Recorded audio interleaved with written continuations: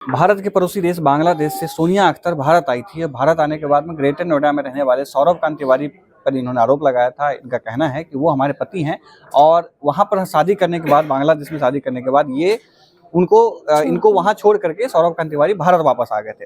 अपने पति की तलाश में ये नोएडा आई थी और लगभग 1 साल होने को है और इतने दिनों में अभी तक कोई आपको न्याय मिलता हुआ नजर नहीं आ रहा है। तो दर्शकों को मैं इसलिए आपके बारे में मिलवाना चाहता हूं क्योंकि आप जिस तरह से स्ट्रगल कर रही हैं नोएडा में या भारत में रह करके, वो लोगों तक जानी चाहिए चीजें। पहला आपकी एक घटनाक्रम बता दीजिए, कैसे आप उनसे कनेक्ट हुए, सौरभ कांत तिवारी से कैसे मिले, फिर उसके बाद हम लोग आगे बढ़ते चलेंगे और सारी चीजें भी डिस्कस करेंगे। मेरा जो हस्बैंड है सौरभ कांत तिवारी जी, उन्होंने बांग्लादेश में Cultimax energy Bangladesh private limited company में नौकरी किया 7 साल। बांग्लादेश में ही है। तो नौकरी के दौरान मैं भी कोई अलग कंपनी में नौकरी किया, तो उनके साथ मेरा एक मीटिंग में मिली है। मिलने के बाद उन्होंने क्या हुआ, मेरा पीछा नहीं छोड़ा। उन्होंने प्रपोजल किया है। उन्होंने इतनी हद तक गए हैं, जो उनका जो धर्म है, आप जानती है, जो उन्होंने सनातन धर्म का है, हिंदू धर्म का, वो भी ब्राह्मण बताती है। तो उन्होंने उनका धर्म चेंज किया बांग्लादेश कोर्ट जाकर। उसके उन्होंने मुस्लिम धर्म को अपनाया अपनी मर्जी से। उसके बाद हम दोनों का निकाह हुई है। अभी मेरा जो शादी है 3 साल हो चुकी है। मेरा एक बच्चा है, हम दोनों का एक बेटा है। तो उसके बाद 2 साल बहुत अच्छा से गया। उन्होंने पहले बताया उनका पत्नी मर चुकी है। उसके बाद जब मैं प्रेग्नेंट हूँ तब बताया जो उनका पत्नी जिंदा है, 2 बेटा भी है। ठीक है, मैंने 2 बार सुसाइड करने गया, उन्होंने बचा लिया है क्योंकि उस टाइम पे मैं प्रेग्नेंट हूँ। उसके बाद उन्होंने उसका जो पूर्व पत्नी है बोला है जो उनके साथ मेरा कोई रिश्ता नहीं है अच्छा। वो एक गवर्नमेंट टीचर है, स्कूल टीचर है। तो उन्होंने उसका जो पूर्व पत्नी को बांग्लादेश बुलाया, मेरे से मिलाया, उसका बच्चा से मिलाया। 4 बार उनका जो पूर्व पत्नी है रचना शर्मा मेरे साथ रह के भी आया है। सब ठीक ठाक है, उसी टाइम पे सब ठीक है। उन्होंने क्या बोल के आया, जे हाँ ठीक है, मैं 20 साल में तो मेरे को कोई प्यार नहीं किया है, मैं उसको छोड़ दूंगी, 2 बच्चा का कस्टडी मैं ले लूंगी, ये बोल के लास्ट मेरे से बोल के आया है। और उन्होंने बांग्लादेश जाके बहुत काला जादू किया है, बच्चा को मारने का, मेरे मारने का बहुत कोशिश किया है, मेरे साथ ही रह के। आप सोच सकती है इतनी हद तक गई है। ठीक है, वो भी मैंने मान लिया, पति ने मेरे को समझाया। वो मेरा घर का भी सारा सामान उठा के लेके आया।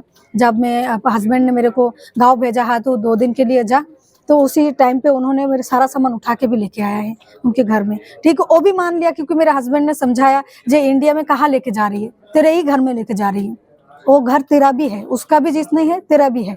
तो ऐसा करके मेरे को समझाया, सब मैंने मान लिया। उसके बाद उन्होंने क्या किया, 2022 एकदम लास्ट दिसंबर 24 को उन्होंने मेरे को और बच्चा को 7 महीने छोड़ के आ गया। आने के बाद अच्छा से रिलेशन उसी टाइम पे भी थी। उन्होंने मेरे से बात किया फ़ोन पे, इस बच्चा से वीडियो कॉल में बात किया। बात करने के बाद सब ठीक ठाक चल रहा है। अचानक से उनका बातचीत करना बंद है, मतलब बहुत कम हो गया है। उसके बाद मैंने क्या किया, उनको बोला है आप आ जाओ। उन्होंने मेरे को बोल के मैं आ जाऊंगी, नहीं आ सकती तो तू आ जाना। तो फिर मैंने बच्चा को छोड़ के, उस टाइम पे मेरा मास्टर्स का एग्जाम था, मैंने सोशल वर्क में मास्टर्स किया है। तो मैंने मास्टर्स का एग्जाम खत्म करके, उन्होंने पहले ही आने के लिए बोला है, 2 महीने बाद ही आने के लिए बोला है, आ जा। मैंने बोला मेरा एग्जाम है, मैंने 1.5 साल इतनी मेहनत से पढ़ाई किया, मैं एग्जाम दे के ही आऊँगी। फिर मैंने देने के बाद 1 मई में मैंने एक बार आया, आपने सुना है, 1 मई में मैंने आके उनके घर गया है। घर जाने के बाद मेरा जो सौतीन है उसी टाइम पे मेरे ऊपर टॉर्चर किया, बहुत मार पिटाई किया है। उस टाइम पे मेरे को भगा दिया। उसके बाद मेरा हस्बैंड ने 7 दिन मेरे को ताजमहल, लाल किला, कुतुब मीनार, हर जगह घुमाया। पत्नी साथ में थी जब आप घूम रहे थे? हाँ, मेरा हस्बैंड। पत्नी को उन्होंने क्या बताया आपके बारे में, क्या इंट्रोड्यूस? सबको पता है, उनको पता है। उनको तो पहले 3 साल से ही पता है। उनको मेरे से मिला भी दिया है, बांग्लादेश और जाके भी आया है। बच्चा का जो नाम है ना, निक नेम अन्नू है। उसका जो बड़ा 2 भाई है, निन्नू, हन्नू, अन्नू, उसका पापा ने रखा, उसका वो बड़ा मम्मी ने रखा है। अच्छा। मैंने हाँ सब मिलके नामकरण किया है, सब ठीक ठाक है। उसका रियल नेम जो है वो भी उन बच्चों से मतलब मैचिंग है। उसका जो पहला बेटा है उसका नाम मितुल है, बीच वाली मनल है और इसका नाम मोअज है। मतलब रियल नेम भी तीनों भाई का सेम है, मतलब मैचिंग करके रखा है। सब कुछ सही है। बट जब भी मैंने बच्चा को लेके मैंने वापस आ गया इंडिया में, तब भी दिक्कत हो गया है। अच्छा, यहाँ पर जब आई आप तो क्या रहा, अभी क्या चल रहा है? आप जहाँ रह रही हैं, पता चला कि आपके ऊपर वाले फ्लोर पे आपके हस्बैंड रह रहे हैं, तो कैसे बातचीत क्या हो रही है? क्या रचना शर्मा जी से बात हो रही है, सौरभ कांत तिवारी से बात कुछ हो रही है अभी आपकी? हाँ हाँ, बात तो होती है। अरे इतना मतलब बात क्या है, उन लोगों ने इतनी लड़ाई करना शुरू कर दिया, मेरे को तो जीना हराम कर दिया मेरे को।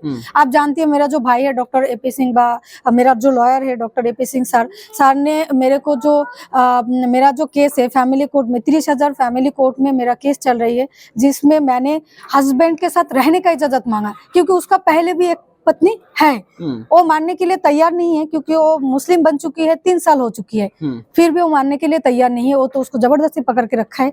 तो मैंने उसी दस्ती नोटिस लेके मैंने शिवालिक में आई हूँ। आने के बाद से मेरे ऊपर इतना टॉर्चर कर रही है, मेरे और मेरे बच्चा को मारने का बहुत कोशिश कर। उसका पूर्व पत्नी ने, उसका 2 बेटा भी है, आप जानती है, एक जवान बेटा भी है, एक तो 15 साल का, एक तो 22 साल का है। वो पहले गुंडा फ्रेंड को लेके मेरे को रेप करने का बहुत कोशिश किया, वो मेरा गेट तोड़ने का बहुत बार कोशिश किया। मैंने लगातार आप लोगों को सबको मैंने फोन करके बताया जो मेरे साथ ऐसा ऐसा हो रही है। आने का मौका नहीं मिला, बट बताया आप लोगों को, सबको जानकारी है।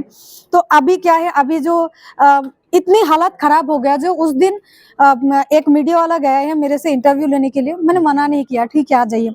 तो सी टावर के सामने ही इंटरव्यू हुई है, सबके सामने, पूरा गार्ड वगैरह सब लोग उसी टाइम पे थी, जो शिवालिक में काम करती है उन लोग थे, क्योंकि उस दिन छुट्टी का दिन है। तो उन्होंने पूरी प्लानिंग करके रखा है जो मेरे को मारना है। रचना शर्मा का उस दिन छुट्टी है, आप जानती है, जो बीच में छुट्टी गया उसी टाइम पे उन्होंने क्या किया, उसका 2 बेटा को लेके, उसका बेटा ने मेरा हाथ पकड़ के रखा है और उन्होंने मेरे को मारा है। अच्छा, अभी जो रचना शर्मा से अभी आजकल में कुछ बातचीत हुई है? हाँ, उन्होंने बोला है ना, जो तेरे को जब तक तू नहीं मरेगी तब तक मैं पुलिस को पैसा खिलाऊंगी। इस तरह से मेरे को मैसेंजर पे फोन करके उन्होंने धमकी भी दिया है, और कल मेरे को धमकी दिया है जो मार दूंगी, मतलब तेरे को जिंदा नहीं छोड़ूंगी। आप जानती है, जब मैं बांग्लादेश एक बार जाने वाला था, तो उसी टाइम पे मेरा वीसा भी खत्म है, और जो नया वीसा के लिए मैं एप्लीकेशन किया है, वो भी उनका कोई है जानकारी, जो नोएडा FRO ऑफिस में है, उनका कोई रिश्तेदार, तो उन्होंने मेरा वीसा वेरिफिकेशन रोक दिया है, होल्ड करके रखा है। तो जिस वजह से मेरे को नया वीसा भी नहीं मिला है, और दूसरी बात वो कैंसिल करके मैंने एग्जिट के लिए अप्लाई किया, वो भी मेरे को होल्ड करके रखा है। क्या हुआ था, मतलब आप जब एग्जिट कर रही थी तो क्या घटना हुई? नहीं, ऐसा है, जो मैंने वीसा होते हुए, मतलब 1 मंथ पहले ही, आप तो जानती है, जब मैं पढ़ी लिखी हूँ, मेरे को सारी चीज पता है लीगलिटी, तो मैंने वीसा होते हुए ही मैंने वीसा के लिए एप्लीकेशन किया है। अच्छा। जब मेरा ऐसा केस चल रही है फैमिली कोर्ट में मेरे हस्बैंड के साथ, टूरिज्म, हाँ, टूरिस्ट वीसा में आया हूं, तो मेरे को वीसा चाहिए, तो इसीलिए मैंने एप्लीकेशन किया। तो एप्लीकेशन किया, ठीक है, वीसा वेरिफिकेशन जो आती है, आप जानती है, जब तक आपको क्लियरेंस नहीं मिलेगी तब तक आपको वीसा कभी नहीं मिलेगा। तो मेरा जो वीसा वेरिफिकेशन है वो सबमिट ही नहीं किया।